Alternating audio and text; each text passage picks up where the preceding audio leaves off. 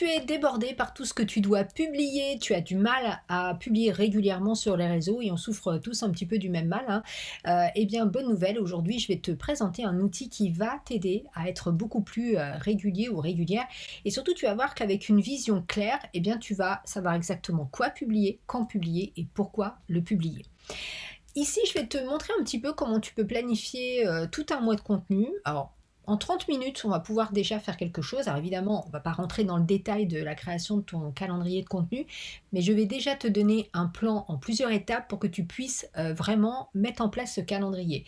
Quand on arrive comme ça, au moment où on sature un petit peu, il faut absolument que tu mettes en place un système. Si tu n'utilises pas un système, eh bien, tu en seras au même point et tu verras que lundi prochain ou mardi prochain ou dans un mois, tu en seras toujours au même point et tu seras toujours aussi frustré de te dire « je vois tout le monde publie et moi je ne publie pas ». Alors, la première étape que tu vas utiliser, c'est que tu vas prendre ton calendrier, tu vas le diviser en ton mois en semaines. Donc, forcément, dans un mois, il y a 4 semaines. Donc déjà, tu peux te concentrer en mode, ok, ben, j'ai juste 4 semaines de publication à faire. Donc en gros, si tu fais un contenu par semaine, ben, ça te fait 4 gros contenus à créer pour la semaine. Donc généralement, la semaine 1, tu peux choisir un sujet pour éduquer ton audience, par exemple. La semaine 2, tu vas pouvoir utiliser un contenu où tu vas peut-être engager un peu plus ta communauté. En semaine 3, tu peux mettre en avant une offre. En semaine 4, tu peux inspirer ton audience, tu peux connecter avec ton audience en faisant la promotion, par exemple, d'un événement, un webinaire, etc. Ensuite, une fois que tu as divisé ce mois en 4 semaines, d'accord, tu vas pouvoir après définir 3 à 4 contenus principaux dans ton calendrier. Je m'explique. En gros, quand tu vas publier, il faut que tu crées l'intérêt auprès de ta cible et surtout que tu utilises différents types de publications pour connecter, pour vendre, pour également atteindre différents objectifs, hein, que ça soit convertir, que ça soit engager un lead, que ça soit éduquer la personne. Et pour ça, donc, ces 3 à 4 contenus principaux vont faire le job. Ok ? Tes semaines sont claires, tes objectifs sont clairs. Donc, quels sont les 3 à 4 contenus principaux que tu vas publier chaque semaine ? Alors, l'important quand tu crées du contenu et quand tu fais la publication de ton calendrier, c'est en gros, d'être régulier. Parce que si tu veux publier trop, à un moment donné, tu vas te fatiguer et tu vas laisser tomber. Et bien souvent, c'est ce qu'on fait. Hein. On commence à créer, on commence à publier, et puis on s'arrête. Pourquoi ? Parce qu'on est épuisé. On se dit, oh là là, j'ai passé toute la semaine, et puis en plus, j'ai pas l'attraction, j'ai pas l'engagement que je veux, et donc on laisse tomber.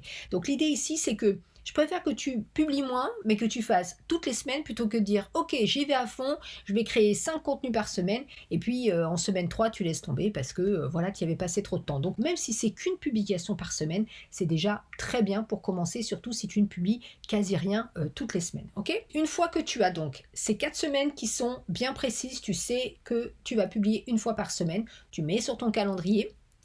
Et quand tu as tes 3 à 4 idées de contenu, c'est pareil. Donc ce que tu vas faire, c'est que tu vas remplir ce calendrier. Alors, en gros, ce que tu vas faire, c'est que tu vas regarder un petit peu ta semaine. Donc on a les jours de la semaine et on a les différents formats de publication, enfin les différents canaux de publication. Donc tu peux faire article de blog, tu peux faire vidéo YouTube, tu peux faire email, tu peux faire Instagram, tu peux faire Facebook, LinkedIn, etc. Et donc ce que tu fais, c'est que tu fais correspondre en fait ta publication avec le jour de la semaine, ok ? Donc, on peut imaginer que le lundi, tu as envie de publier un article de blog, ok ? Donc, tu vas marquer dans ton calendrier article de blog le lundi. Voilà, comme ça, c'est clair. Et bien sûr, tu mets le titre de ton article. Ensuite, tu te dis, ok, le mercredi, je veux publier ma vidéo hebdomadaire sur YouTube. Donc, dans ce cas-là, hop, tu regardes YouTube, tu fais correspondre à mercredi et c'est ton article de blog. Et par exemple, tu peux considérer que le vendredi ou le jeudi, alors par exemple, le jeudi, tu envoies la newsletter qui renvoie sur ta vidéo. Voilà, donc qu'est-ce que tu fais ? Tu prends un petit résumé et tu envoies les gens vers ta vidéo. Si tu regardes bien là, on a juste 3 contenus. Est-ce que c'est faisable ? Absolument. Tu vois, c'est vraiment quelque chose qui est relativement simple à faire.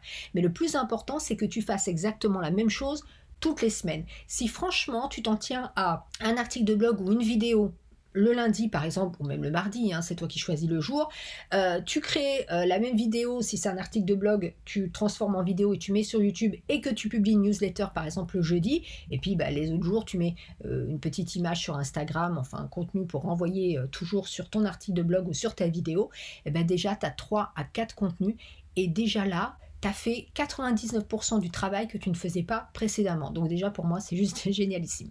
Donc qu'est-ce qu'il te reste à faire ? Je résume. Donc tu penses à ce que tu veux publier, enfin la fréquence que tu veux publier, ok?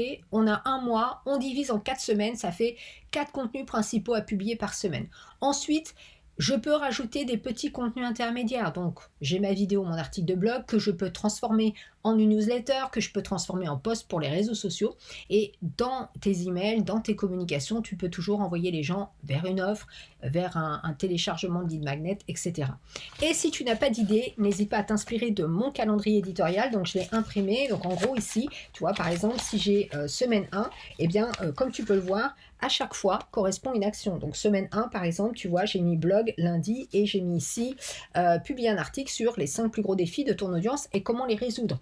Par exemple, ici, le mardi, j'ai aussi une idée d'article, mais je ne suis pas obligée, bien sûr. Là, c'est en email. Je peux partager cet article à la liste. Alors, soit je le fais le lundi, mais je peux aussi le faire le mardi. Donc, tu vois, c'est à toi de remplir les cases. Et si tu as un petit peu du mal à remplir ces cases, ben, n'hésite pas à télécharger mon modèle de calendrier qui est en dessous de la vidéo.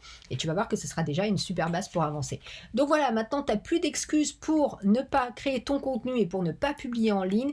Aide-toi de ce calendrier, je t'assure que moi ça m'a totalement changé ma création de contenu parce que j'étais vraiment pas régulière, mais vraiment en utilisant le calendrier éditorial, ça a véritablement tout changé pour moi et si c'est le cas pour moi, bah, ce sera le cas pour toi aussi.